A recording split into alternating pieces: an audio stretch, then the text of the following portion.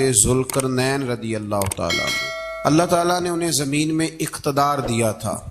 4 لوگ دنیا میں ایسے ہو چکے ہیں جنہیں اللہ تبارک و تعالیٰ نے پوری دنیا میں اقتدار دیا، ایک وقت میں پوری دنیا کا ایک ہی بادشاہ۔ 2 مسلمان تھے، 2 کافر۔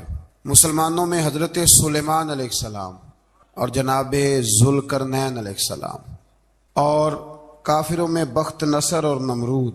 یہ 2 لوگ ہیں جنہیں اللہ نے پوری دنیا میں اقتدار دیا، اور پھر اس کے بعد آنے والے وقت میں اللہ تعالیٰ امام مہدی کو سارا اقتدار عطا فرمائے گا پوری دنیا کا۔ حضرت ذوالقرنین کے بارے میں 2 روایات ہیں، ایک تو یہ ہے کہ وہ نبی تھے اور ایک یہ ہے کہ نہیں وہ ولی تھے، لیکن مجھے حضرت مولا علی شیر خدا رضی اللہ تعالیٰ عنہ کا قول ملا ہے جس میں آپ نے فرمایا ہے کہ نہیں وہ نبی نہیں تھے، تو اس لیے میرا نظریہ یہی ہے کہ وہ اللہ کے ایک نیک بندے تھے۔ اللہ نے انہیں پوری زمین میں اقتدار دیا۔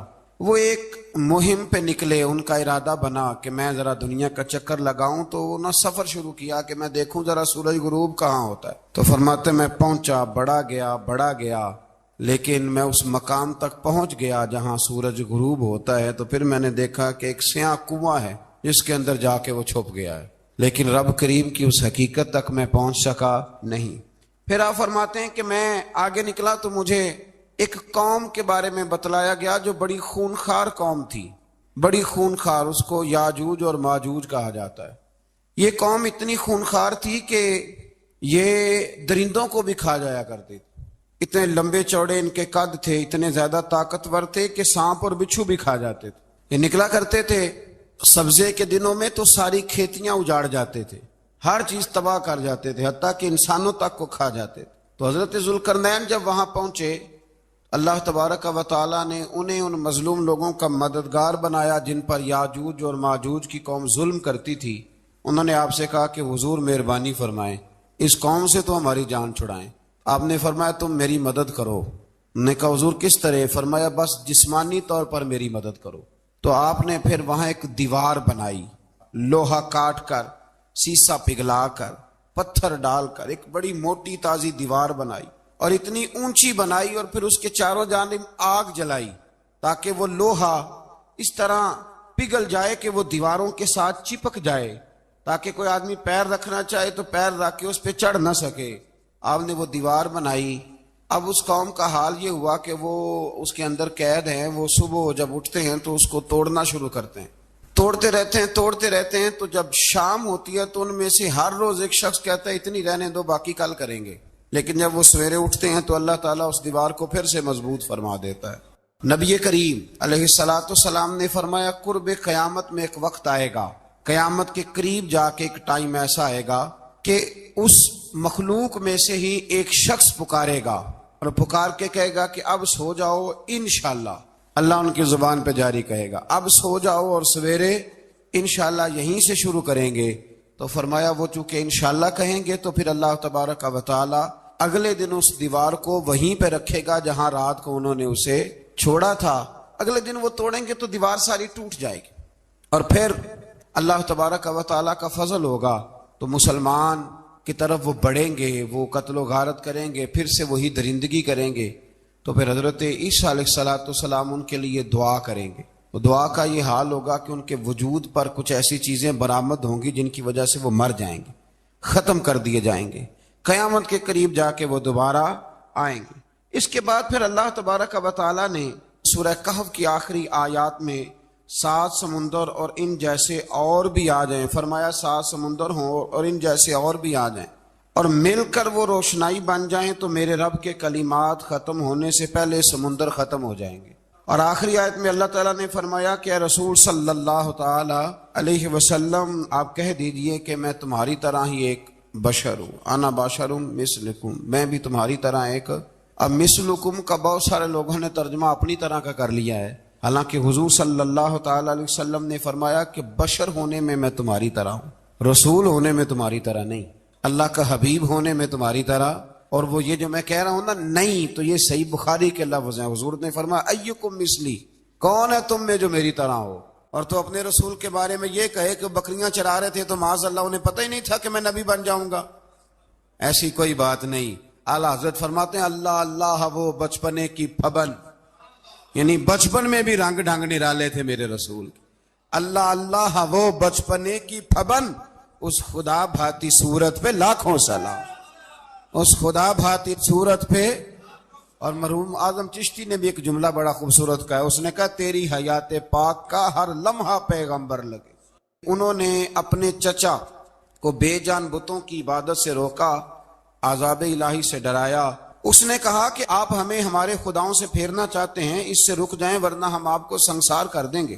ابراہیم علیہ السلام نے کہا کہ میں آپ کے لیے اپنے رب سے استغفار کرتا رہوں گا، وہ مجھ پر بہت مہربان ہے. تو اللہ تبارک و تعالیٰ نے انہیں اسحاق علیہ السلام بیٹے اور یعقوب علیہ السلام پوتے کی بشارت دی، اور یہ بھی فرمایا کہ یہ دونوں نبی بھی ہوں گے. پھر آیت نمبر 51 سے لے کر 58 تک مختلف انبیاء کا ذکر ہے. اللہ تعالیٰ نے اس میں فرمایا کہ حضرت موسیٰ کو برگزیدہ رسول، نبی اور اللہ کا رازدار کہا گیا، اور حضرت ہارون کی نبوت کا بیان بھی ہوا، اور حضرت اسماعیل کو وعدے کے سچے، نماز اور زکوٰۃ کا حکم دینے والے رسول اور نبی اور اللہ کا پسندیدہ قرار دیا گیا. ادریس علیہ السلام کو صدیق نبی قرار دیتے ہوئے فرمایا کہ ہم نے ان کو بلند جگہ پہ بٹھایا ہے. کہاں ہے ادریس علیہ السلام؟ چوتھے آسمان میں بھی، اور جنت کا قول بھی ہے. دو روایتیں ان کے بارے میں ملتی ہیں. ایک تو یہ ہے کہ وہ حضرت ملک الموت سے ایک دفعہ کہنے لگے تو میرا یار نہیں بن جاتا؟ اللہ ہی بھلا کرے. حضرت اسرائیل کو کہنے لگے دوست بن جاتے ہیں، دوستی ہو گئی. فرمانے لگے یار موت کا ذائقہ کیسے چکھاتا ہے؟ کہنے لگا میں آپ کو چکھا دیتا ہوں. آپ کو موت کا ذائقہ چکھایا اور دوبارہ پھر روح ڈال دی، آپ اٹھ کے بیٹھ گئے. کہنے لگے دوزخ تو دکھا، نے وہ بھی دکھا دی. فرمایا جنت تو دکھا، جنت بھی دکھائی. تو کہنے لگا واپس چلیں. فرمانے لگے اب تو نہیں جانا. ہاں کیوں؟ فرمایا رب فرماتا ہے ہم فیہا خالدون، جو جنت میں آئے گا یہیں رہے گا. میں کہا جناب وہ تو پہلے موت کا ذائقہ چکھنا ہے، پل صراط جو دوزخ کے اوپر ہے وہاں سے گزرنا ہے. تو آپ فرمانے لگے یہ دونوں کام میں کر چکا ہوں اور تو نہیں کرائے ہیں، لہذا میں آ گیا ہوں تو میں نے یہیں پہ رہنا ہے. اب حضرت ملک الموت علیہ السلام نے عرض کی مالک یہ تیرا بندہ. فرمایا تیری دوست بھی اس کے ساتھ لگی تھی تو میری توفیق سے ہی لگی تھی، اور یہ یہاں تک آئے بھی میری توفیق سے ہی ہے. میرا ارادہ بن گیا انہیں یہاں رکھنے کا. میری طلب بھی تو تیرے کرم کا صدقہ ہے، میری طلب بھی تو تیرے کرم کا صدقہ ہے. یہ پاؤں اٹھتے نہیں بلکہ یہ اٹھائے جاتے ہیں. تو یہ بھی تو اس کا کرم ہوتا ہے نا کہ وہ کس طرح کر کے کسی کو نوازتا ہے. آیت نمبر 59 میں اللہ تعالیٰ کے فرما بردار اور سرکش بندوں کے احوال اور جو ان کے آخرت میں احوال ہوں گے ان کا ذکر کیا گیا ہے. آیت نمبر 66 میں بتایا گیا ہے کہ منکرین آخرت حیات بعد الموت کے بارے میں ہمیشہ شک میں مبتلا رہے. انہیں یقین ہونا چاہیے کہ مرنے کے بعد دوبارہ وہی خالق زندہ کرے گا جس نے پہلی بار بغیر کسی نام و نشان کے پیدا کیا. آیت نمبر 76 میں بتایا کہ جو لوگ گمراہی میں مبتلا ہیں ان کے ابتلا میں اضافے کے لیے مہلت کی مدت بڑھا دی جاتی، اور جو ہدایت یافتہ ہیں ان کو مزید استقامت نصیب ہوتی ہے. اللہ کے ہاں ثواب اور انجام خیر کے اعتبار سے باقی رہنے والی نیکیاں سب سے زیادہ بہتر. ایسی نیکیاں کریں جو باقی رہیں ہمیشہ. کیا کہتے ہیں؟ صدقہ جاریہ. آیت نمبر 81 میں فرمایا کہ مشرکین اس امید پر اللہ کے سوا معبودان باطل کی عبادت کرتے ہیں کہ مشکل میں ان کی مدد کریں گے. فرمایا ہرگز نہیں، وہ ان کے دشمن بن کے عبادت کا انکار کریں گے. آیت نمبر 88 میں بتایا کہ کفار نے اللہ کی طرف اولاد کی نسبت کر کے نہایت سخت بات کی. یہ تو اتنا سنگین جرم ہے کہ اس سے آسمان پھٹ پڑے، زمین شک ہو جائے اور پہاڑ ریزہ ریزہ ہو جائیں. مزید فرمایا کہ آسمان اور زمین میں جو کوئی بھی ہے سب اللہ کے حضور بندے بن کے حاضر ہوں گے. آیت نمبر 97 میں فرمایا جو لوگ ایمان لائے اور نیک کام کیے عنقریب رحمان لوگوں کے دلوں میں ان کی محبت پیدا فرما دے. یہ جو شرک والا معاملہ ہے نا یہ بڑا سادہ سا ہے. کچھ لوگ آج نئے فلسفی اٹھے ہیں تو وہ کچھ عجیب و غریب سی باتیں دہریوں جیسی کرنے لگے ہیں، اور بعض مضامین ہم دیکھتے ہیں تازے جو چھپتے ہیں ان کے اندر بھی وہ اشارتاً کنایاتاً مذہب کی بنیاد پر تقسیم نہیں ہونی چاہیے، انسان بحیثیت انسان قابل تکریم ہے. تو ایک بات سمجھ لیں کہ جو مکان کی رجسٹری آپ کے نام ہے اگر کوئی اور دعویٰ کرے اس کا تو آپ کو برداشت ہے؟ یہ ہو نہیں نہ سکتا میاں. ملک میں وزیر کئی ہو سکتے ہیں پر وزیر اعظم ایک ہوتا ہے، اس کو سمجھ لیں۔ تو جب اللہ کی توحید میں کوئی کسی کو شریک ٹھہراتا ہے تو وہ بہت بڑا جرم کرتا ہے، وہ بہت بڑا جرم کرتا ہے۔ یوں سمجھ لیں کہ جیسے آپ کی 5 مرلے کی زمین پہ کوئی آ کے قبضہ کرے، اسے مار دینے کو دل کرتا ہے۔ اس لیے یہ ساری زمین رب کریم کی ہے، آسمان و زمین کا خالق اور مالک۔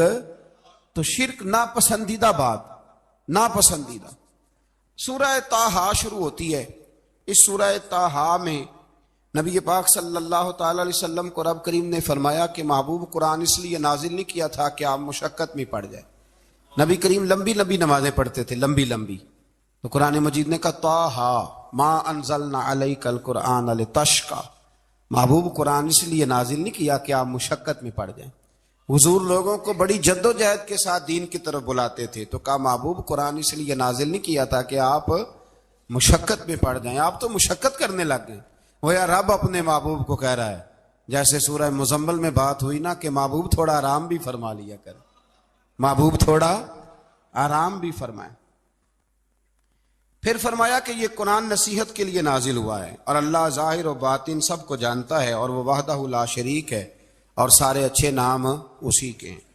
آیت نمبر 10 میں فرمایا کہ مدین سے واپسی کے سفر کے دوران موسیٰ علیہ السلام اس واقعے کا بیان کیا کہ وہ اپنی جگہ پر رکے ہوئے تھے، تو وہیں انہیں غیب سے ندا آئی کہ موسیٰ میں آپ کا رب ہوں، آپ وادی مقدس میں ہیں تو ادباً اپنے جوتے اتار دیجئے، میں نے آپ کو چن لیا ہے، میرے پیغام وحی کو توجہ سے سنیے، میں اللہ وحدہ لا شریک ہوں، میری بندگی کیجیے، میری یاد کے لیے نماز قائم کیجیے، قیامت آنے والی ہے، اسی کی طرف آپ توجہ فرمائیے۔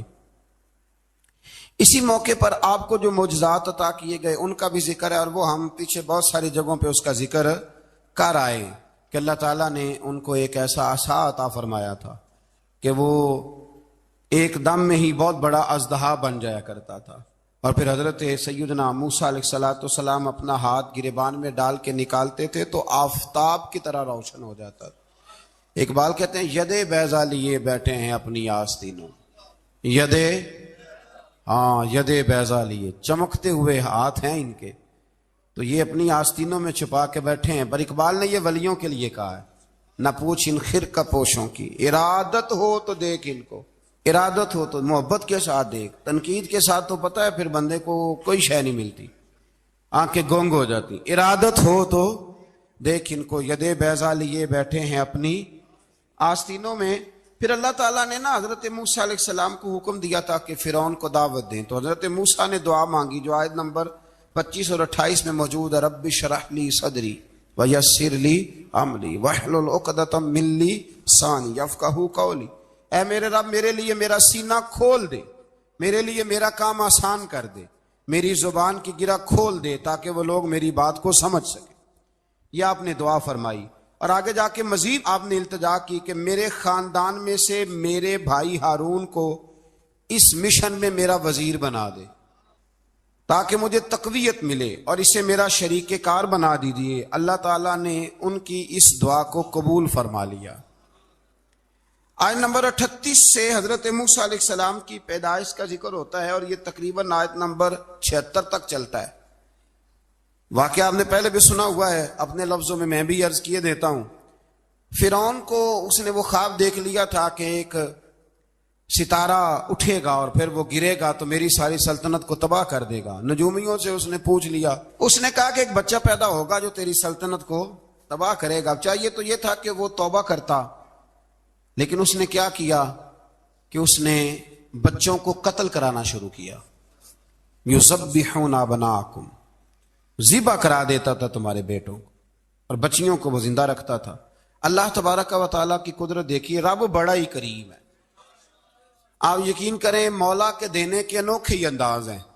یعنی حضرت موسیٰ کوہ طور کے پاس آگ لینے جائیں تو اللہ تبارک و تعالیٰ پہلی وہی فرما کے نبی بنا لے۔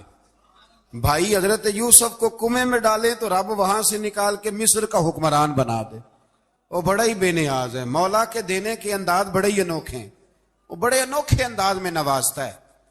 تو حضرت موسیٰ جب پیدا ہوئے تو ان کی والدہ نے پتہ کیا کیا، ان کو ایک صندوق میں بند کر کے دریا میں بہا دیا۔ اب دریا میں بہتے جا رہے ہیں تو ماں تھی تو پریشان بھی ہو گئی، ان کی ہمشیرہ کو کہنے لگی ذرا دھیان رکھنا کدھر جاتے ہیں۔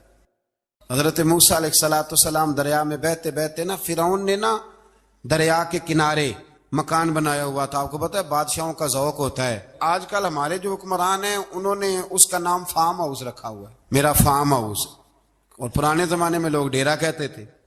تو اس نے بھی اس طرح کا فارم ہاؤس بنایا ہوا تھا. وہاں پہ حضرت موسیٰ علیہ السلام تیرتے ہوئے تابوت کے اندر صندوق کے اندر جا رہے ہیں. فرعون اور ان کی بیوی حضرت آسیہ بے اولاد تھیں, بڑی تڑپ تھی بیٹے کی, وہ بھی وہاں کھڑی تھی. صندوق تیرتا ہوا آیا تو فرعون نے کہا کہ جاؤ پکڑ کے لاؤ دیکھو کیا ہے. جب وہ لے کے آئے نا تو آپ کی ہمشیرہ جو نگرانی کر رہی تھی پریشان ہوگی کہ یہ تو اس کے ہاتھ لگ گئے, یہ تو اب مار ڈالے گا. لیکن جب خوبصورت اور چمکتا ہوا بچہ دیکھا تو بی بی آسیہ کہنے لگی یہ بنی اسرائیل کا ہے ہی نہیں, یہ تو پتہ نہیں کہاں سے بہتا ہوا یہاں آ گیا ہے, تو ایسے ہی چھوڑ, یہ پتہ نہیں کہاں سے رکھ نہ لیں. تو حضرت موسیٰ علیہ السلام وہ کہنے لگا نہیں انہی کے ہیں, موسیٰ علیہ السلام اسی کے ہیں. تو آسیہ کہنے لگی تیرے تو سر پہ نا بس بھوت ہی سوار ہو گیا, ہر وقت وہی لوگ تجھے یاد رہتے ہیں, پتہ نہیں کہاں سے بہ کے آیا. اب رکھ لیا, مان گیا فرعون. آپ فرعون کے گھر میں جو اس لیے بچے مروا رہا تھا کہ میری سلطنت حضرت موسیٰ پیدا نہ ہو جائیں, تو اسی کے گھر میں پرورش پانے لگے, اسی کے گھر میں. اب عورتیں منگائیں گئی دودھ پلانے کے لیے, تو حضرت موسیٰ علیہ السلام کسی بی بی کا دودھ نہیں پیتے, تو آپ کی ہمشیرہ نہ وہیں دائیں بائیں گھومتی رہتی. تو کہنے لگی جناب آسیہ سے کہ میں ایک بی بی کو جانتی ہوں, بڑی صاف ستھری ہے, مجھے امید ہے یہ بچہ اس کا دودھ پیے گا. تو فرعون کہنے لگا دوڑ کے لا. تو وہ اپنی والدہ کو لے کے آئیں, تو حضرت موسیٰ نے فوراً دودھ پینا شروع کر دیا. فرعون کو پھر تھوڑا شک ہوا. ایک روایت یوں بھی لکھی ہے بعض لوگوں نے کہ فرعون ایک دن اٹھایا ہوا تھا حضرت موسیٰ کی, ابھی تھوڑی سی عمر تھی, تو آپ نے اس کی داڑھی پکڑ کے تو ایک گھونسا دے مارا. جلالی تو شروع سے ہے نا. تو کہنے لگا آسیہ تو مان نہ مان یہ بچہ وہی ہے. تو حضرت بی بی آسیہ کہنے لگی کہ تجھے غلط فہمی ہے, یہ وہ نہیں ہے. اس نے کہا دیکھو نا یہ تو اٹھاتی ہے تو پیار کرتا ہے, اور میرے جب قریب آتا ہے تو اس کے لب و لہجے میں تلخی محسوس کرتا ہوں. اس نے کہا بچوں کو کیا پتا. خیر ایک طرف اس نے کھانے پینے کی چیزیں رکھ دی, ایک طرف انگارے رکھ دیے. وہ بھی حضرت آسیہ کہتی ہیں کہ تجھے سمجھ آئے بچے بچے ہوتے. حضرت موسیٰ بچے تو تھے, پر تھے تو اللہ کے نبی نا, اللہ کے نبی تھے. جب اس نے کہا نا یہ بچے ہیں, تو حضرت موسیٰ علیہ السلام بجائے انگاروں کی طرف جانے کے نبی تھے, وہ سیدھے کھانے پینے والی چیزوں کی طرف بڑھنے لگے. پھر ان کہنے لگا آپ بتا.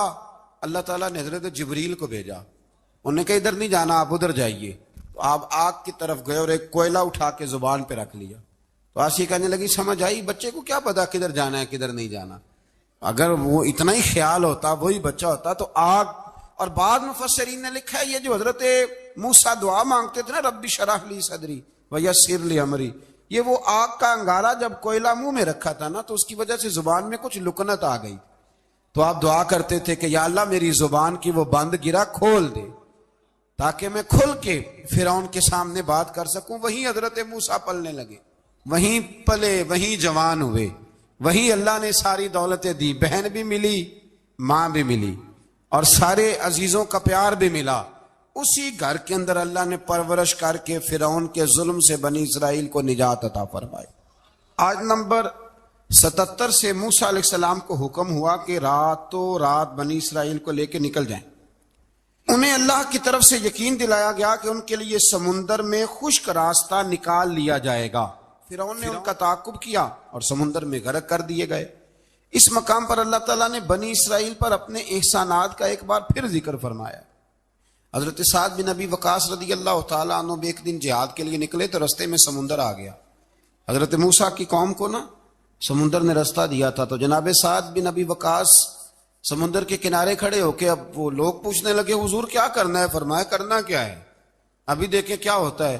تو فرمانے لگے وہ سمندر و دریا, اگر تو حضرت موسیٰ کی نافرمان قوم کو رستہ دیتا ہے تو ہم تو رسول اللہ کے فرما بردار غلام ہیں, ہمیں بھی رستہ دے.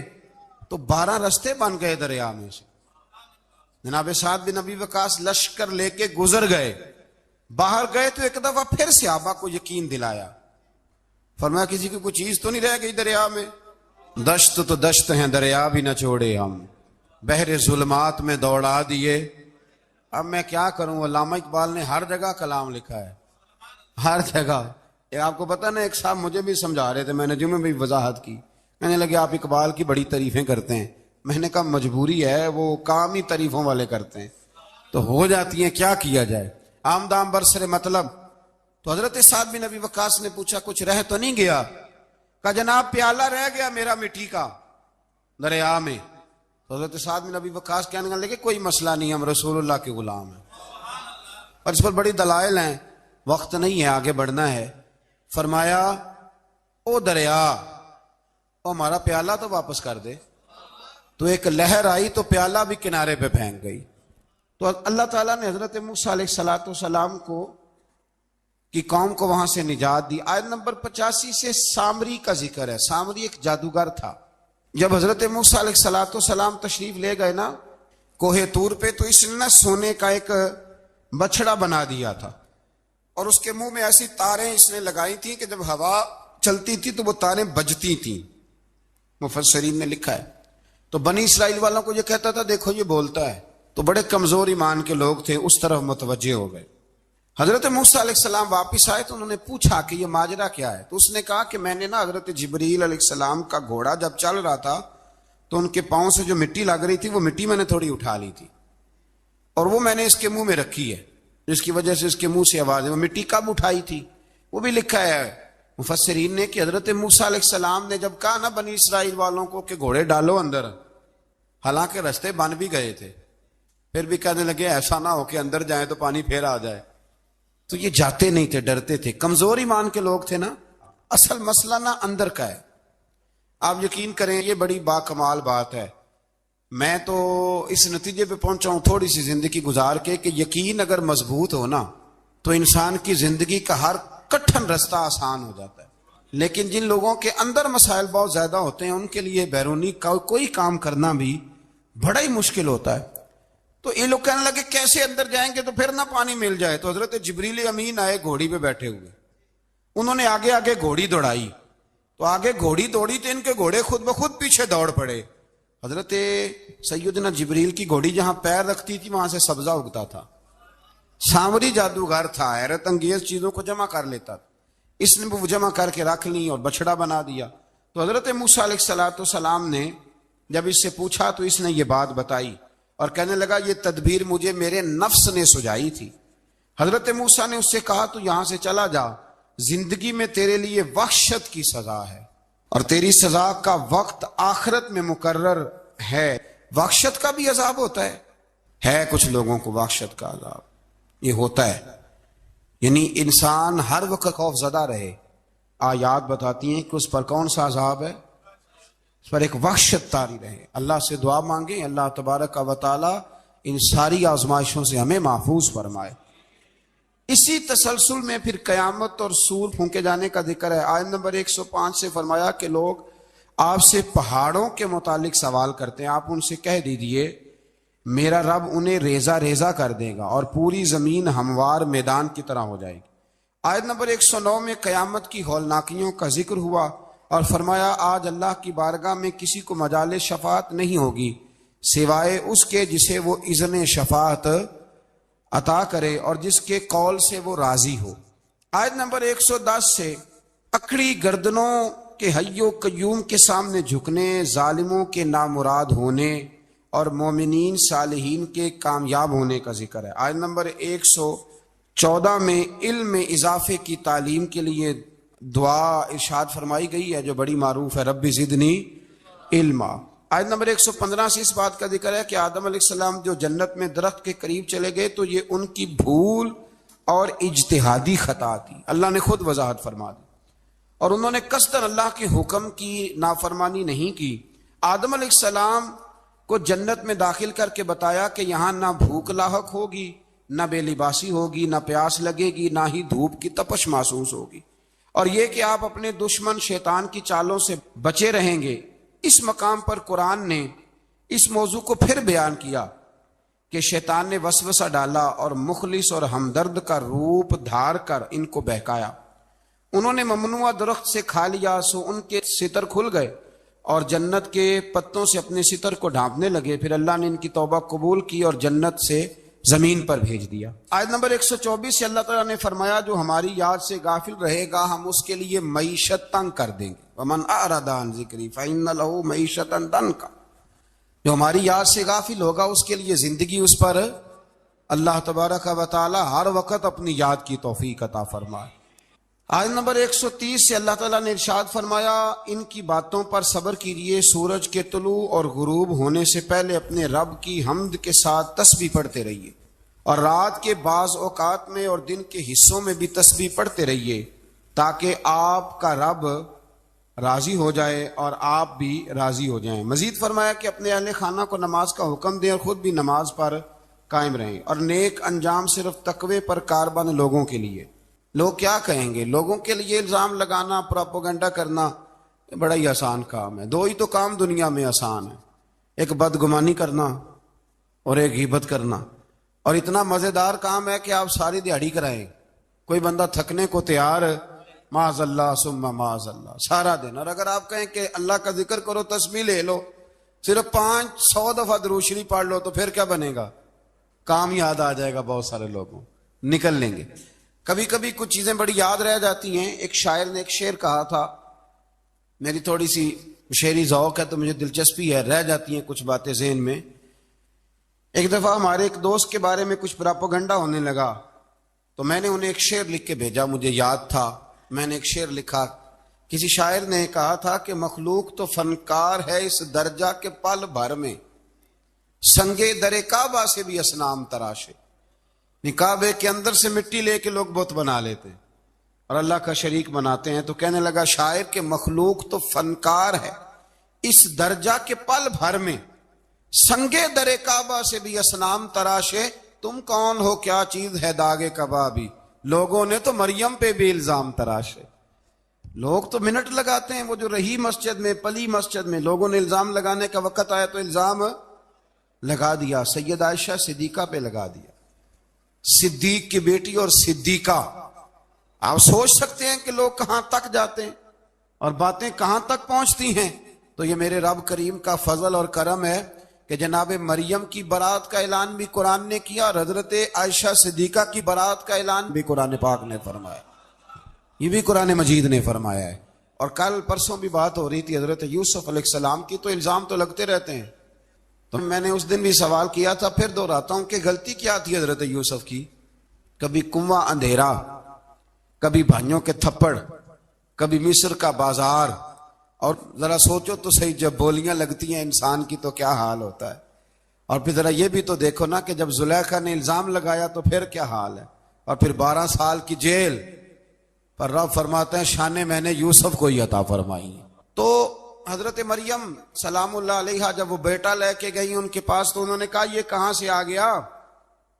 آپ فرمانے لگی میں نے تو چپ کر روزہ رکھا ہوا ہے، اسی سے پوچھ لو یہ کہاں سے آیا ہے، یہی بتائے گا۔ پنگوڑے میں تھے حضرت عیسیٰ علیہ السلام، پنگوڑے میں، تو قرآن مجید کہتا ہے کہنے لگے قال انی عبد اللہ، حضرت عیسیٰ بولے اور بول کے کہنے لگے میں اللہ کا بندہ ہوں، اور آتانی الکتاب، خالی نہیں آیا، کتاب ساتھ لے کے آیا ہوں، وجعلنی نبیا، اور اس نے مجھے نبی بنا کے بھیجا ہے۔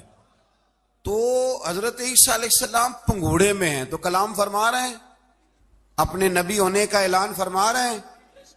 اب اس بندے کے قریب جا کے اس سے سوال کرنے کو دل نہیں کرتا جو نبی پاک کے بارے میں کہتا ہے 40 سال کے بعد نبی بنے۔ یہاں پنگوڑے میں حضرت عیسیٰ کلام کریں، پنگوڑے میں، اور وہ پنگوڑے میں کہے میں نبی ہوں، اور تو اپنے رسول کے بارے میں یہ کہے کہ بکریاں چرا رہے تھے تو معاذ اللہ انہیں پتہ ہی نہیں تھا کہ میں نبی بن جاؤں گا۔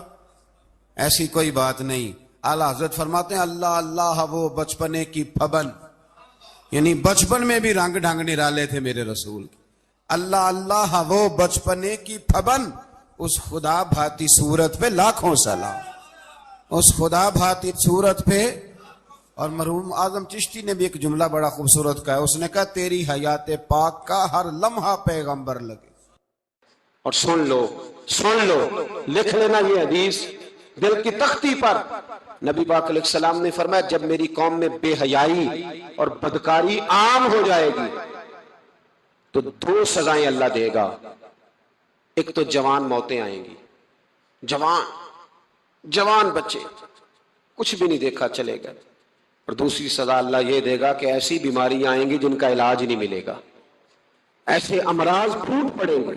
اگرچہ میں آپ کو ایسی تقریر بھی سنا سکتا تھا جس پہ آپ بہت زیادہ محظوظ ہوتے، پر میں نے اس جمعے میں ایسا موضوع چنا ہے جس کا ہمیں خاص ضرورت ہے۔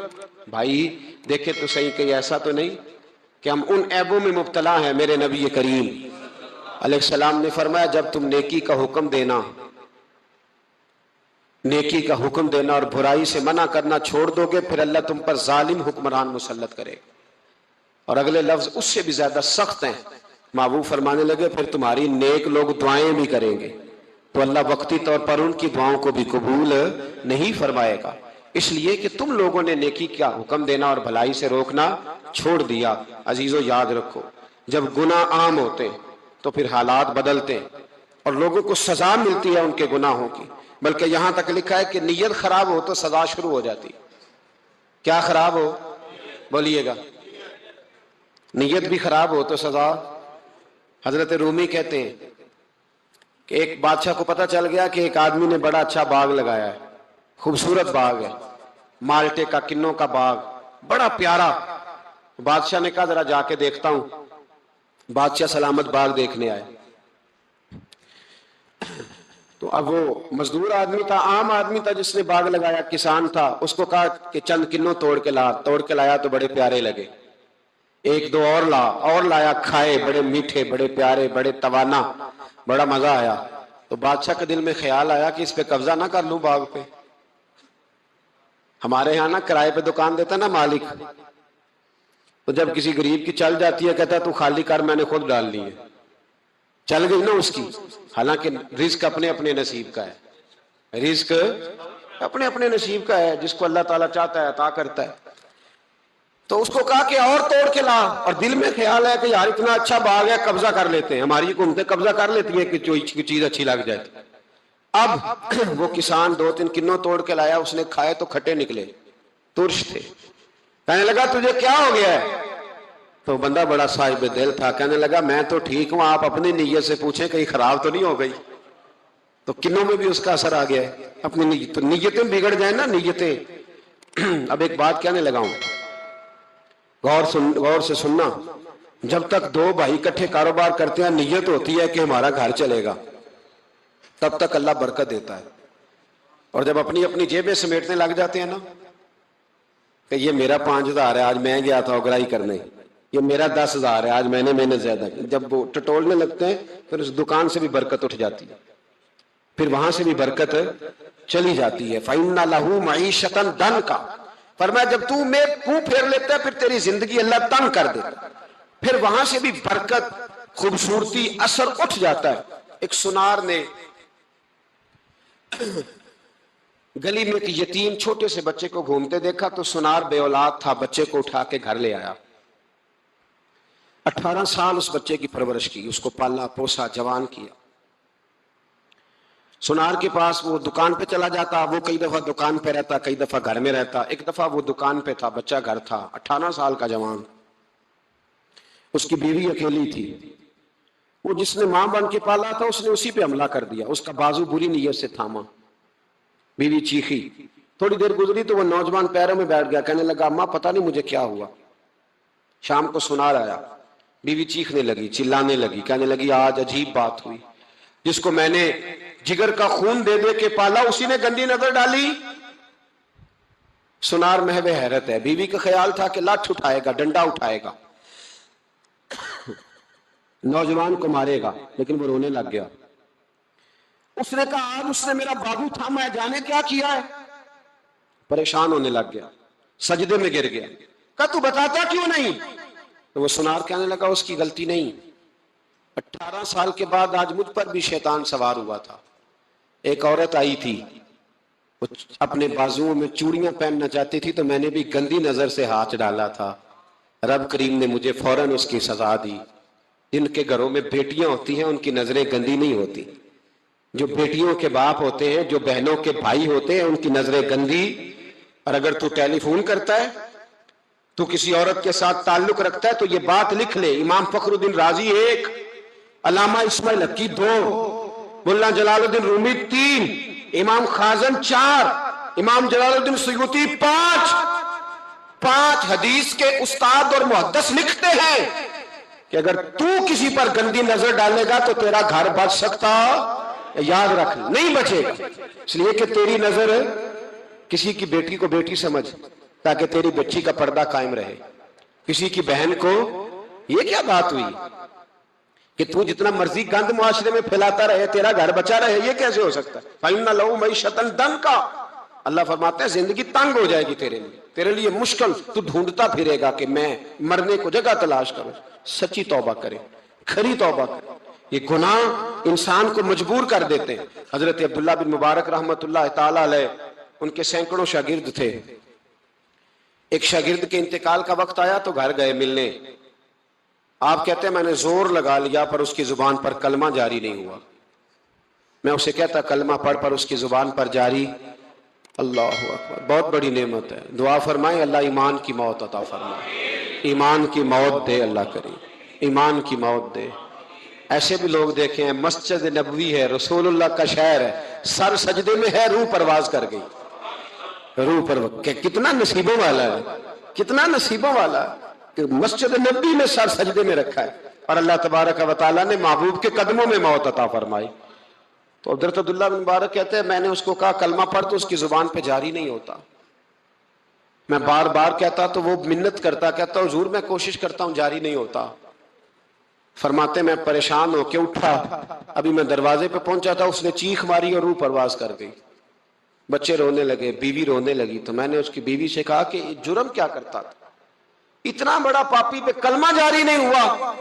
उसकी जोजा कहने लगी हजरत जी दो गुनाह थे इसके, एक तो ये शराब का आदी था, रोकती थी बाज नहीं आता था, और दूसरी बात यह कि ये अपनी अम्मा का नाफरमान था। वो दो गलियां छोड़ के रहती है, ये कभी मिलने नहीं गया था। उस बूढ़ी का कलेजा इसकी तरफ से बड़ी तकलीफ में था। तो हजरत अब्दुल्ला बिन मुबारक कहने लगे जा तू भी दुआ कर और उसकी माँ को भी कह दुआ करे कि यहाँ तो ये कलमा नहीं इसे नसीब हुआ, अल्लाह करे अल्लाह आखिरत की मंजिलें इसकी बेहतर फरमा दे। मेरे भाई ऐसे गुनाह हजरत मालिक बिन दिनार ने तौबा की, तौबा की उन्होंने। किस तरह? फरमाते मैं नशे का आदी था, किसी ने मुझे कहा कि बतौर दवाई शराब पी लो, तो मैंने पी ली। नशे का आदी था, शराब पीता था। अल्लाह ताला ने बड़ी मन्नतों और कोशिशों के बाद, मिन्नतों के बाद एक बेटी अता फरमाई। वो भी 2.5-3 साल की हुई तो पर्दा कर गई। कहते मैं उसकी कब्र पे बैठ के घंटों रोता, शराब का आदी था। एक दिन सोया तो ख्वाब देखता हूं कि मेरे पीछे एक बड़ा सांप लग गया, और सांप जब मुंह खोलता है तो अंगारा निकलता है। मैं फिर दुआ करता हूं अल्लाह हमें माफ फरमाए, अल्लाह हमसे दरगुजर। मैं कुछ कब्रिस्तानों में जाता हूं तो मैं सांप बिच्छू फिरते हुए देखता हूं, तो डर आता है कि हम यहां आने वाले हैं। ये लोग कह रहे हैं कि तुम्हारी तैयारी है, किसी वक्त भी ऐलान हो जाएगा कि चलो भाई चलो फलां साहब का जनाजा है, उठो। लोग कहते हैं जल्दी करो, और एक कोने में एक शख्स ये भी कहता है कि देग भी रख लो, मेहमान बड़े जमा हो गए। और एक कोने में लोग ये भी कहते हैं कि बर्फ ठंडी ले आओ, लोगों ने पानी भी पीना। पहले ऐलान होता है कि फलां फौत हो गया, फिर ऐलान होता है जनाजे का टाइम हो गया, फिर ऐलान होता है जनाजा उठाया जाएगा, और फिर बात खत्म हो जाती है। फिर कुल्लु मन अलैहा फान, फिर कोई नहीं पूछने आता, खत्म हो गया, किस्सा ही खत्म हो गया। उन लोगों की कहानी मिट गई, खत्म हो गए। बड़े बड़े कद कुला, कोई पूछने वाला नहीं। मौत का राज है, राज है मौत का राज। मौत राज करती है बस, और किसी का राज नहीं। वो राज करती है, जिधर जाती है उसी का राज है, राज कर रही है। तो हजरत मालिक बिन दिनार कहते हैं कब्रिस्तान में मैंने देखा, मैं ख्वाब देखता हूं, बड़ा अजदहा, उसके मुंह के अंदर आग मेरा पीछा कर रहा है। कहते मैं ख्वाब देख रहा हूं, मैं दौड़ा, लेकिन वो अजदहा जब मैं दौड़ा तो मेरे आगे आके खड़ा हो गया। मैं मशरिक को दौड़ा तो वहां भी आ गया, मगरिब को दौड़ा तो वहां भी आ गया। जनाब मालिक बिन दिनार कहते हैं एक बूढ़ा शख्स कमजोर मुझे बचाने आया, पर उस अजदहा ने फूंक मारी तो वो बूढ़ा आदमी दूर जा गिरा। कहते मैं चीखता था, चिल्लाता था। एक पहाड़ी पे मैं भागा गया तो वहां मुझे मेरी बेटी मिली, मुझे फौत हो गई। वो उस अजदहे के आगे उसने यूं हाथ किया तो अजदहा पीछे भाग गया। मैंने बेटी को गोद में उठाया, मैंने कहा बेटी ये कौन था? कहने लगी अब्बा یہ تیرا برا عمل تھا، یہ تیرا برا عمل تھا، یہ تجھے کھا جاتا اگر میں نہ ہوتی۔ تو کہا یہ بوڑھا جو مجھے بچانے آیا یہ کون تھا؟ کہا یہ تیرا اچھا عمل تھا پر کمزور بڑا تھا، تھوڑا تھا، یہ تیرے برے عمل کا مقابلہ کرنے کی ہمت نہیں رکھتا تھا۔ حضرت مالک بن دینار کہتے ہیں میری بیٹی نے خواب میں میری داڑھی پکڑ لی اور کہنے لگی ابا میں چاہتی ہوں تو صحیح ہو جا، ایسا نہ ہو کہ پھر تیرے پیچھے یہ بو ازدہ لگ جائے۔ حضرت مالک بن دینار کہتے ہیں جب میں سو کے اٹھا تو میری داڑھی آنسوؤں سے بھری ہوئی تھی، پھر اس کے بعد میں نے توبہ کی، اس طرح کی توبہ کی کہ پھر میں نے کوشش کی کہ دوبارہ میں اپنے رب کی نافرمانی نہ کروں۔ حضرت عبداللہ ابن عباس فرماتے تھے جو دنیا میں ہنس ہنس کے گناہ کرتے ہیں نا، ہنس ہنس کے جھوٹ ہنس ہنس کے بولتے ہیں، ہنس ہنس کے لوگوں کی غیبت کرتے ہیں، فرمایا یہ جو تمہیں ہنس ہنس کے گناہ کرتے نظر آتے ہیں ان کا رونا قیامت میں دیکھا نہیں جائے گا، ان کے آنسو قیامت میں دیکھے نہیں جائے، جو ہنس ہنس کے گناہ کرتے ہیں یہ روئیں گے۔ فَلْيَضْحَكُوا قَلِيلًا وَلْيَبْكُوا كَثِيرًا، رب فرماتا ہے زیادہ رویا کرو کم ہنسا کرو۔ نبی پاک علیہ السلام روتے تو صحابہ کہتے حضور آپ اتنا کیوں روتے ہیں؟ تو محبوب فرماتے جو میں جانتا ہوں وہ تم نہیں جانتے۔ بھائیو قبروں میں اکیلے جانا ہے، کبھی غور کرنا، اکیلے کوئی بندہ ساتھ حساب دینے نہیں جائے گا۔ اماں بڑا پیار کرتی ہے لیکن قبر میں کبھی کوئی ماں بھی ساتھ دفن نہیں ہوتی، اپنا اپنا حساب دینا، مشکل وقت ہے، حساب کر لینا چاہیے، تیاری کر کے رکھنی چاہیے۔ گناہ اگر یہاں ہماری زندگی کو تنگ کریں گے تو وہاں بھی ہمارے لیے مشکلات پیدا کریں۔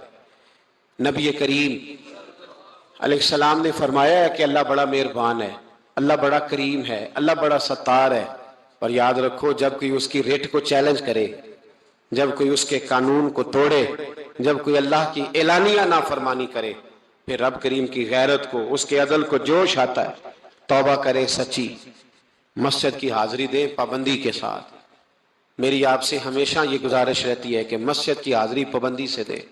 میں اپیل کرتا ہوں داڑھی رکھ لیں، یہ میرے نبی کا طریقہ ہے صلی اللہ تعالی علیہ۔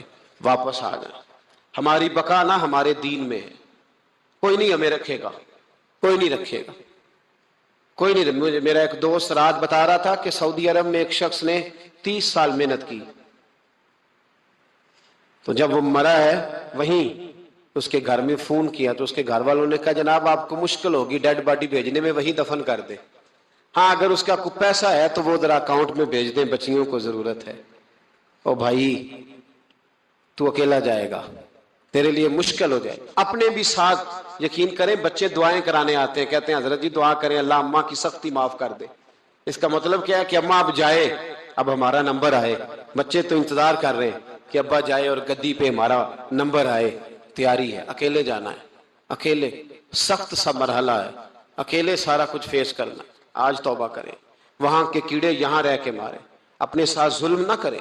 ہم اس قابل نہیں کہ وہاں جا کے مقابلہ کر سکیں۔ جوان بیٹی یہ ہمارا ہستا بستا شہر ہے اور سارے اپنے ہیں ہم آپس میں، لیکن کسی کی جوان بچی اس محلے دار سے جس کو وہ بچپن سے جانتی ہے، کونے میں جوان بچی 20-22 سال کی اگر ماچس لینی چلی جائے تو شور ہو جاتا ہے، بیٹی نکل آئی ہے جی، ابا جی شام کو گھر آئے تو محلے دار غیبت کریں گے، بیٹی تیری جوان وہاں کھڑی تھی آج سبزی لینے آئی تھی ماچس لینے، ابا درا نکال لیتا ہے، بیٹی کیسے باہر چلی گئی؟ بھئی اپنا محلہ ہے، سارے اپنے لوگ ہیں، کیوں پھر بھی نہیں جا سکتی؟ کیسے گئی؟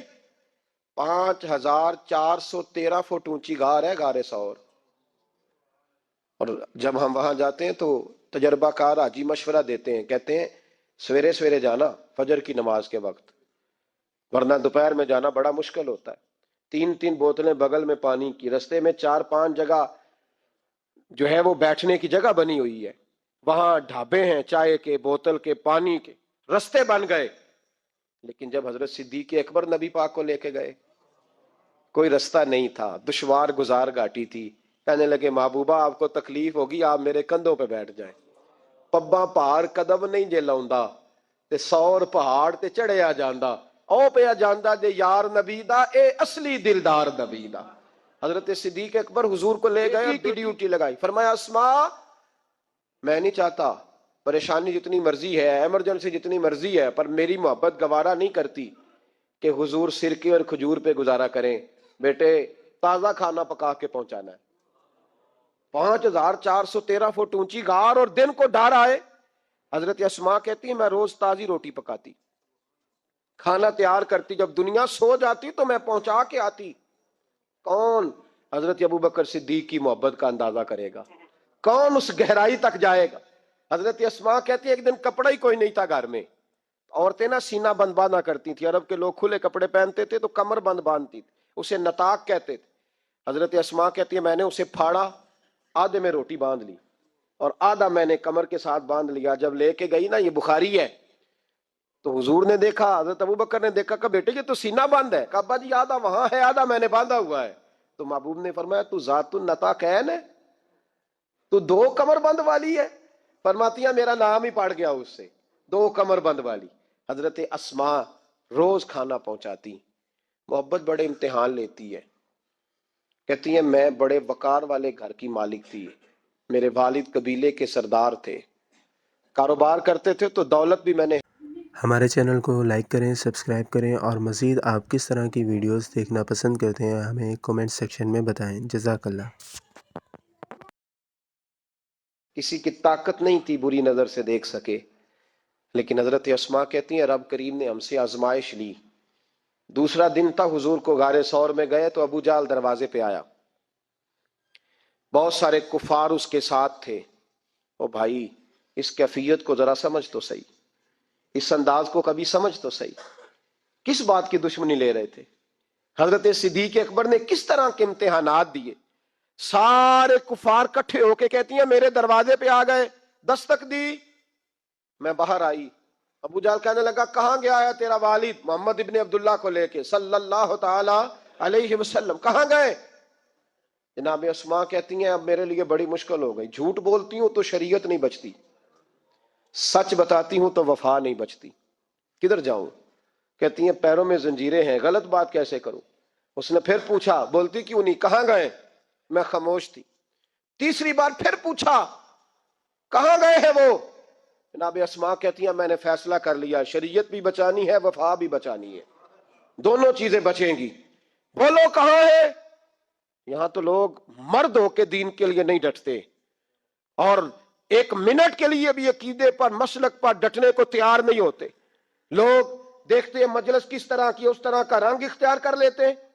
جناب اسماء ڈٹ گئی، جناب صدیق اکبر کی صاحبزادی، اور کہتی ہیں ابو جہل نے جب کہا نا بتا کہاں ہے، فرماتی ہیں پتہ نہیں خدا نے مجھے کتنی قوت عطا فرمائی. میں بولی اور بول کے کہا میں ابو بکر صدیق کی بیٹی ہوں، میں جھوٹ نہیں بول سکتی. کہنے لگی ابو جہل سن، مجھے پتا ہے وہ دونوں کہاں ہیں، پر میں تمہیں بتاؤں گی کوئی نہیں. مجھے پتا ہے پر میں تمہیں، وہ ہلکا یارا تو بریشم کی طرح نرم، رزم حق کو باطل ہو تو فولاد ہے مومن. پتا ہے مجھے وہ کہاں ہے، پر جرت ہے تو پوچھ کے دکھا. کہتی ہیں چونک تھا مکے کا اور میرا عزت والا گھرانہ تھا، اور ابو جہل نے بھرے بازار میں میرے منہ پہ تھپڑ مار دیا. کہتی ہیں میرے کان میں بالی تھی، نیچے پتھر تھا، میں اس کے اوپر گری تو میرا کان پھٹ گیا. لوگوں نے ابو جہل کو پکڑا لے گئے. فرماتی ہیں وہ آزمائش بھی میں نے دی، امتحان بھی دیا. پھر میں اندر آئی اور میں نے پھر اپنے اس بہتے ہوئے خون کو اپنے کپڑے کے ساتھ صاف کیا، منہ کو لپیٹا، اور پھر میں کھانا پکانے لگی. کہتی ہیں اسی طرح کھانا پکایا، اسی طرح تیاری کی. غار ثور پہ جو پہنچی تو ابو بکر صدیق نے لپٹا ہوا منہ دیکھا. بیٹی کو تکلیف میں دیکھے اور پھر باپ رات سو جائے، یہ ہو نہیں نہ سکتا. تو کہا اسماء بیٹے چہرے کو کیا ہوا، کیا بات ہے؟ عرض کی کچھ نہیں ابا جی. فرمایا نہیں بیٹے کوئی تکلیف ہے، کوئی چوٹ ہے؟ نہیں ابا جی کچھ نہیں. حضور نے فرمایا اسماء کھول نا بیٹے چہرہ کیا ہے. جناب اسماء نے کپڑا ہٹایا تو خون بہنے لگا. کیا ہوا؟ عرض کی حضور کچھ نہیں، ابو جہل آیا تھا، پوچھتا تھا، کیا بتاتی؟ جھوٹ بولتی تو شریعت میں اجازت نہیں تھی، بتا دیتی تو آپ کو تکلیف ہوتی. اس نے نا بڑے چوک میں تھپڑ مارا، میرا کان پھٹ گیا. حضور میں نے کچھ بتایا نہیں. نبی کریم سید عالم علیہ الصلوۃ والسلام کے ہاتھ اٹھے اور عجیب دعا دی حضور نے، کہا اللہ میں ابو بکر سے اور اس کے گھر سے راضی ہوں، تو بھی ان سے راضی ہو جا۔ حضرت اسماء بنت ابی بکر صدیق رضی اللہ تعالی فرماتی ہیں اس انداز میں قربانیاں دیں۔ پھر ایک وقت آیا، فرماتی ہیں میرے گھر میں دولت تھی، مال تھا، میں نے بڑا کچھ دیکھا تھا، لیکن میرے لیے رشتہ آیا نبی پاک کی پھوپھی کے بیٹے کا، حضرت زبیر بن عوام۔ یہ حضور کی پھوپھی کے بیٹے بھی ہیں، اور جو 10 صحابہ کو حضور نے جنت کی بشارت دی اس میں بھی شامل ہے۔ حضور نے فرمایا میرا حواری ہے زبیر بن عوام، اور 10 مبشرہ صحابہ میں شامل ہے۔ لیکن گھر میں غربت تھی، تنگ دستی تھی، مجبوری تھی۔ جناب اسماء کہتی ہیں میرے ابا جی نے کہا بیٹا تیرے لیے رشتہ آیا ہے۔ میں نے کہا کس کا؟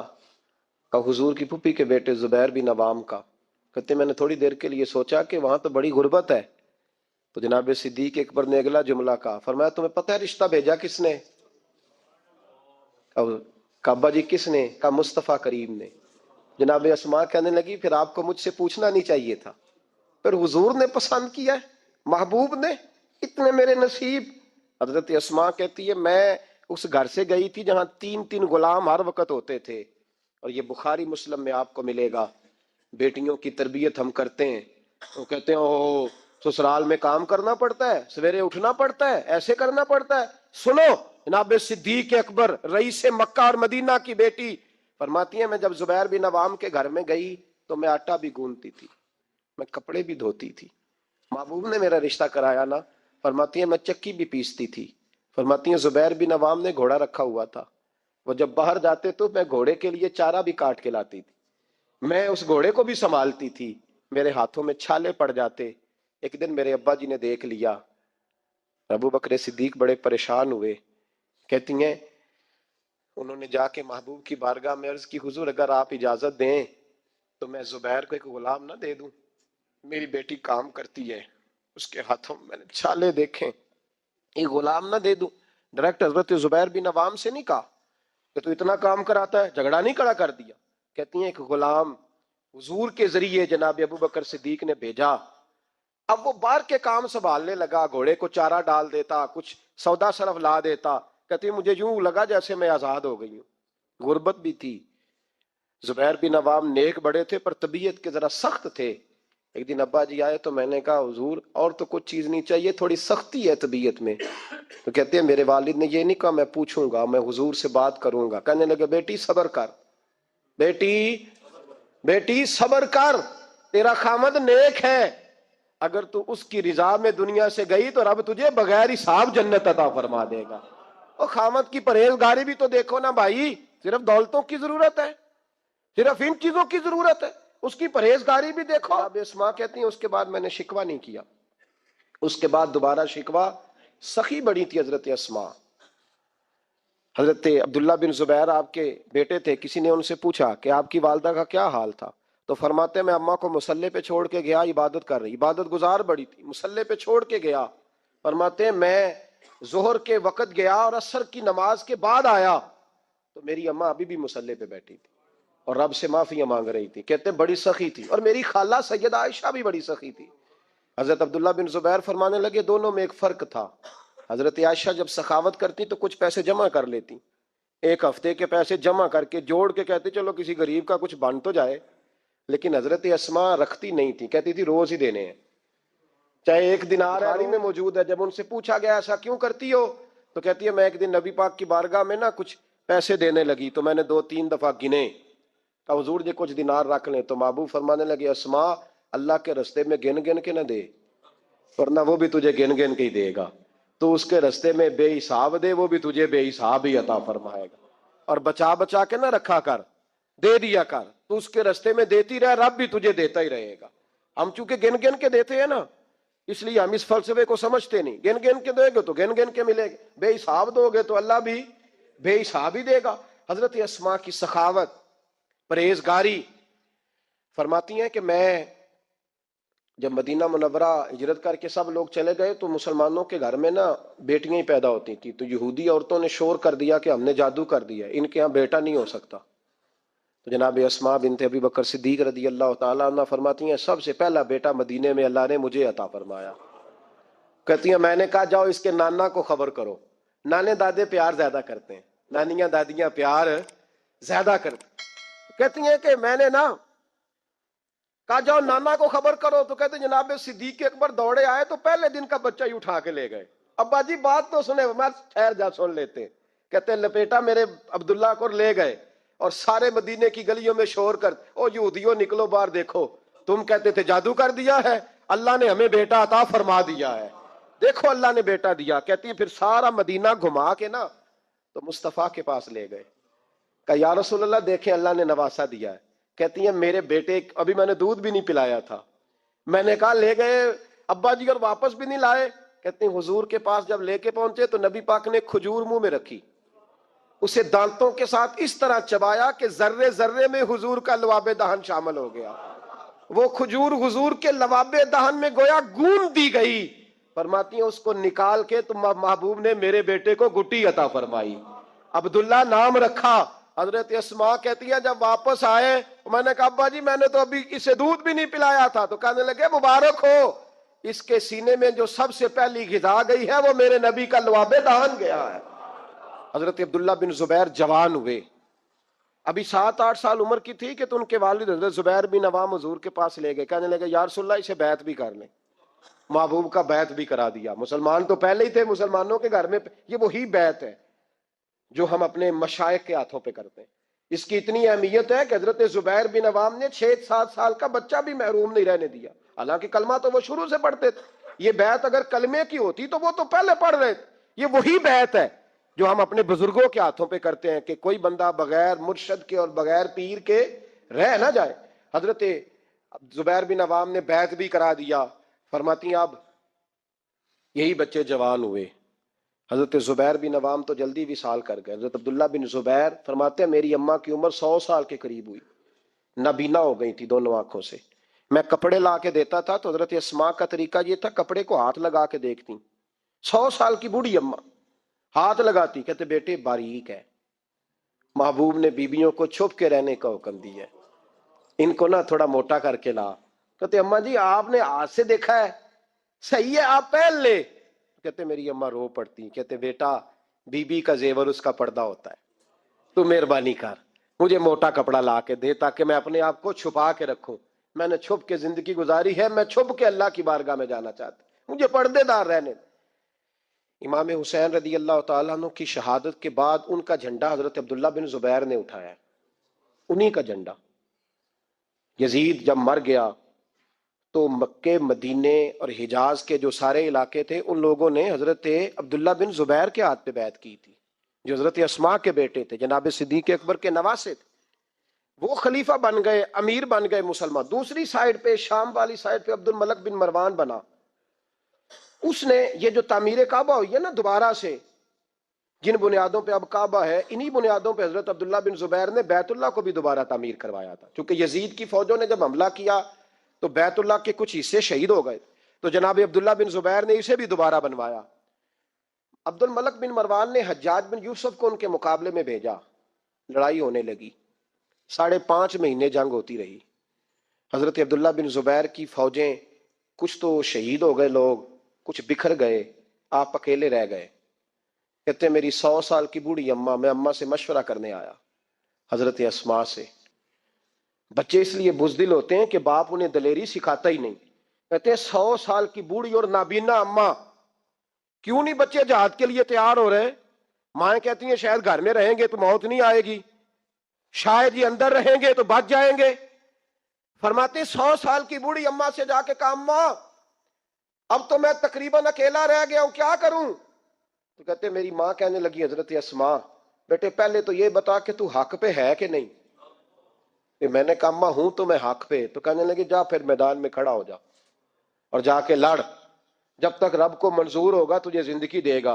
اور بیٹا یاد رکھ جسے شہادت ملتی ہے اسے بھی اللہ کی مدد کے ساتھ ہی ملتی ہے, شہادت بھی اللہ کی مدد سے ملتی ہے, میدان میں جا. تو کہتے میں نے اپنی اماں سے کہا اماں یہ جو حجاج ہے بڑا ظالم ہے, سنا ہے جب کسی کو قتل کرتا ہے تو لاش کے ٹکڑے ٹکڑے کر دیتا ہے, وجود سارا کاٹ ڈالتا ہے. تو کہتے میری اماں میرے کندھے پہ تھپکی دے کے کہنے لگی بیٹے بکرے کو صرف ذبح ہوتے وقت تکلیف ہوتی ہے, جب اس کھال اتاری جائے تو کوئی تکلیف نہیں ہوتی، جب اس کا گوشت بنایا جائے تو کوئی تو بیٹے گھبرانا نہ، رہنا میدان کے اندر، دیکھنا میں تجھے بھاگتا ہوا نہ سنوں، جا میرا بیٹا اللہ تیری مدد کرے گا۔ حضرت عبداللہ بن زبیر کہتے ہیں میری ماں کی گفتگو نے میرے وجود کو فولاد کر دیا، فرماتے ہیں جذبہ جہاد میری اماں نے میرے سینے میں بھر دیا۔ جب میں نکلا میدان میں تو حضرت اسماء پھر پکارنے لگی، کہنے لگی عبداللہ یہ یاد رکھنا کہ تم اس کے بیٹے ہو جس کو میرے نبی نے اپنا حواری کہا تھا، اور نبی پاک نے تیرے باپ کو دنیا میں جنت کی بشارت دی تھی، اور یاد رکھنا کہ تیری دادی مصطفیٰ کی سگی پھپھی تھی، اور یہ بھی یاد رکھنا کہ تیرے نانا وہ ہے جنہیں دنیا صدیق اکبر کہتی ہے، اور یہ بھی ذہن میں رکھنا کہ تیری خالہ وہ ہے جو ام المومنین سیدہ عائشہ ہے۔ بیٹا جب میدان میں لڑنا تو اپنے خاندانی وقار کا ضرور خیال رکھنا، یاد رکھنا تم کون ہو، کس کے بیٹے ہو، کس کے بھانجے، کس کے بھتیجے، کس کے نواسے، خیال رکھنا۔ حضرت عبداللہ بن زبیر لڑے اور جب شہید ہو گئے تو حجاج بن یوسف نے ان کی لاش کو چوک میں لٹکا دیا، مکے کے چوک میں جہاں جنت المعلا ہے، اس چوک میں ان کی لاش لٹکی۔ 14واں دن ہو گیا لاش کو لٹکے ہوئے، تو عبداللہ بن عمر گزرے، فرمانے لگے یہ دیکھو شاہ سوار لٹکا ہوا ہے، اور دیکھو 14 دن بیت گئے، اس کے وجود سے جب بھی کوئی سونگتا ہے اسے میٹھی خوشبو ہی آتی ہے۔ اور عبداللہ بن عمر فرمانے لگے خوشبو کیوں نہ آئے، اس کے وجود میں جو پہلی غذا گئی تھی وہ مصطفیٰ کا لعاب دہن داخل ہوا تھا۔ 14 دن گزر گئے، حجاج نے پیغام بھیجا حضرت اسماء کو میری بات سنو۔ آپ فرمانے لگی میں تو کسی کے پاس نہیں جاتی، اور میں سرداروں کو کیا سمجھتی ہوں، جا دوڑ جا۔ کہنے لگا میں زبردستی بلوا لوں گا، فرمایا طاقت ہے تو بلوا کے دیکھ، میں ابو بکر کی بیٹی ہوں۔ حجاج خود ملنے آیا اور آ کے کہنے لگا میرے بارے میں آپ کا کیا خیال ہے؟ حضرت اسماء کہنے لگی خیال کیا ہونا ہے، نبی پاک نے فرمایا تھا میری امت میں ایک کذاب آئے گا، ایک قاتل آئے گا۔ کذاب مختار سقفی تھا اور قاتل تو ہے۔ کہنے لگا تجھے پتہ نہیں چلا میں نے تیرے بیٹے کا کیا حال کیا؟ تو حجاج کہتے ہیں ایسا جملہ کہا حضرت اسماء نے کہ میری سوچ ہی بدل دی، میں نے کہا دیکھا میں نے تیرے بیٹے کا کیا حال کیا؟ تو حضرت اسماء کہنے لگی تو نے تو صرف اس کی دنیا خراب کی ہے، اس نے تو تیری آخرت خراب کر دی ہے۔ تو سمجھ نہیں آئی، تو نے دنیا خراب کی، اس نے تو تیری آخرت خراب کر دی، ابھی تو سمجھا نہیں؟ تو کہنے لگا اماں تو بوڑھی ہے، تجھے شاید پتہ نہیں کہ تیرے بیٹے کی لاش لٹکی ہوئی ہے۔ تو کہتے ہیں حجاج کہتے ہیں حضرت اسماء کہنے لگی شکر ہے اللہ کا، شکر ہے اللہ کا، میرے بیٹا لٹک تو گیا ہے پر کسی ظالم کے آگے جھکا تو نہیں نا، شکر ہے اللہ کا۔ اور کہنے لگی شاہ سوار لٹکے ہی ہوتے ہیں، جو شاہ سوار ہوتے ہیں وہ سواریوں پہ ہی ہوتے ہیں، حجاج جا۔ حجاج بن یوسف کہتا ہے جب میں باہر نکلا تو بڑی بڑی تلواریں میرا سر نہیں جھکا سکی تھی، پر حضرت اسماء کے جملوں نے میری گردن جھکا دی۔ لوگ مجھ سے پوچھتے تھے فاتح کون ہے، آپ کے عبداللہ؟ تو حجاج کہتا ہے نہ میں اور دوسروں کو تو وہ ماننے کو تیار ہی نہیں تھا نا، کہتا ہے فاتح دیکھنا ہے تو وہ ابو بکر کی بیٹی اندر بیٹھی ہے، وہ سب سے زیادہ فاتح، وہ فاتح ہے جس کا حوصلہ جوان ہے، جس کے سینے میں ایمان کی قوت تگڑی ہے، جو آج بھی ان اصولوں پہ قائم ہے جو مصطفیٰ نے دیے تھے۔ ہمارے چینل کو لائک کریں، سبسکرائب کریں اور مزید ہمیں بتائیں کہ آپ کس طرح کی ویڈیوز دیکھنا پسند کرتے ہیں۔ جزاک اللہ۔